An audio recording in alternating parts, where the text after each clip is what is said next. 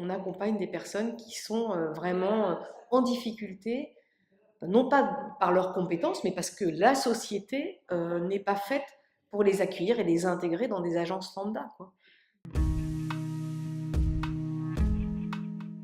Ça bouge, c'est la première agence conseil en communication qui a été agréée en France entreprise adaptée. Elle emploie 11 personnes, dont 7 en situation de handicap. En fait, quand j'ai commencé à chercher des personnes dans les métiers qui m'intéressaient, j'ai eu plein de CV de gens qui étaient déjà formés et notamment une forte population en situation de, enfin, sourds en fait, malentendants.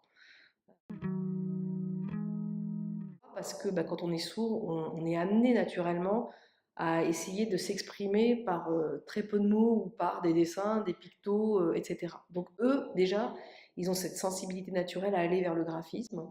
Puis aussi, il y a pas mal de handicaps psychiques, on va dire, où ce sont des personnes qui ont une très forte sensibilité et donc ils sont très aptes, ouverts, on va dire, à aller vers de la rédaction, beaucoup de rédactionnel, de la conception graphique, parce qu'ils ont une perception qui est très différente et finalement c'est ça la créativité. Donc ça développe leur créativité. On va dire simplifier les briefs. C'est-à-dire que moi j'ai des briefs de clients, ils font 10 pages, et je sais très bien qu'une personne qui est sourde, elle n'a pas la même facilité à se plonger dans une note de 10 pages pour en extraire la quintessence.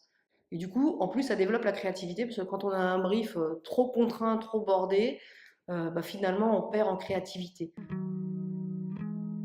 Moi, quand j'ai commencé à travailler avec des personnes sourdes, au début, je ne me rendais pas compte que finalement, je leur disais quelque chose, mais qu'ils ne l'avaient pas intégré, non pas parce que ils étaient bêtes ou que je ne sais quoi, ils n'avaient pas les mots, mais parce que peut-être que moi, je m'étais exprimée dans mon propre environnement avec ma culture d'entendant. Donc c'est quand même une remise en question, une disponibilité permanente de se dire quand il y a quelque chose qui fonctionne pas, est-ce que finalement c'est lui qui est en cause ou est-ce que c'est pas moi?